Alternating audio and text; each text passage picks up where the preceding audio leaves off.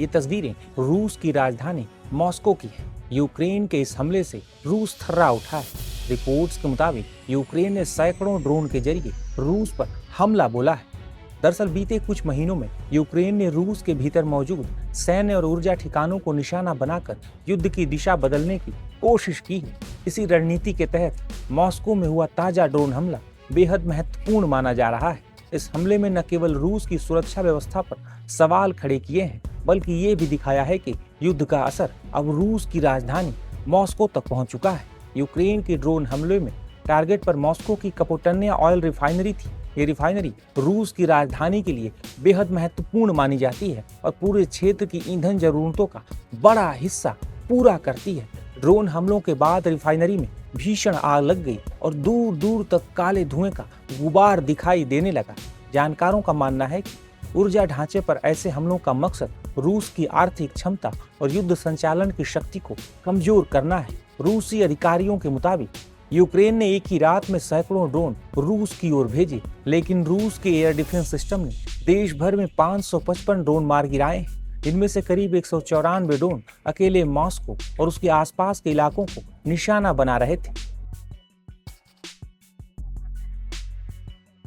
हालांकि इसके बावजूद यूक्रेन के कई ड्रोन अपना लक्ष्य भेदने में सफल रहे हैं, जिसके बाद कई सवाल उठ रहे हैं। वहीं रूस पर हुए इस हमले के बाद यूक्रेनी राष्ट्रपति वोलोदिमीर जेलेंस्की ने कहा है कि रूस पर इस तरह के हमले आगे भी जारी रहेंगे।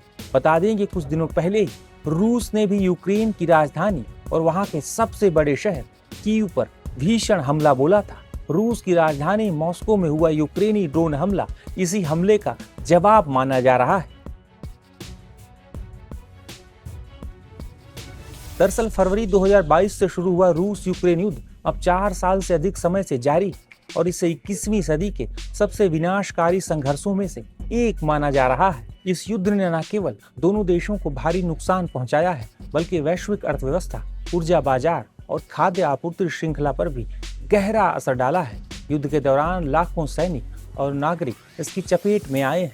कई अंतर्राष्ट्रीय रिपोर्ट्स के मुताबिक दोनों पक्षों को मिलाकर लाखों सैनिक हताहत हुए हैं, जबकि हजारों लाखों नागरिकों की भी जान गई है। यूक्रेन के कई बड़े शहरों, कस्बों और गांवों को भारी तबाही का सामना करना पड़ा है। रिहायशी इमारतें, अस्पताल, स्कूल, पुल, सड़कें और बिजली संयंत्र बड़े पैमाने पर क्षतिग्रस्त हुए हैं। विश्व बैंक और अन्य अंतर्राष्ट्रीय संस्थाओं के मुताबिक यूक्रेन के बुनियादी ढांचे को सैकड़ों अरब डॉलर का नुकसान हुआ है। देश के पुनर्निर्माण पर भी सैकड़ों अरब डॉलर खर्च होने का अनुमान लगाया जा रहा है। ऊर्जा संयंत्रों और औद्योगिक प्रतिष्ठानों पर लगातार हमलों की वजह से यूक्रेन को बिजली और ईंधन संकट का भी सामना करना पड़ रहा है। यूक्रेन जंग का सबसे बड़ा मानवीय असर विस्थापन के तौर पर सामने आया है। लाखों यूक्रेनी नागरिक अपना घर छोड़ने पर मजबूर हुए हैं। इनमें से लाखों लोग दूसरे देशों में शरणार्थी बनकर रह रहे हैं। वहीं रूस को भी आर्थिक प्रतिबंधों, सैन्य नुकसान और अंतर्राष्ट्रीय दबाव का सामना करना पड़ा है।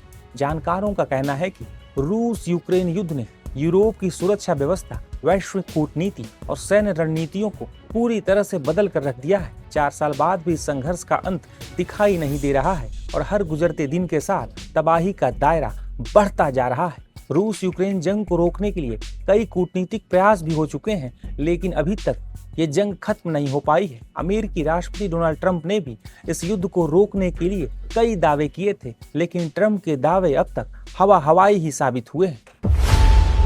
खबरों की रणभूमि में यहाँ शोर नहीं, सोच लड़ती है। जहां शब्द नहीं, फैक्ट्स वार करते हैं और हर सवाल खोलता है सच की नई परत।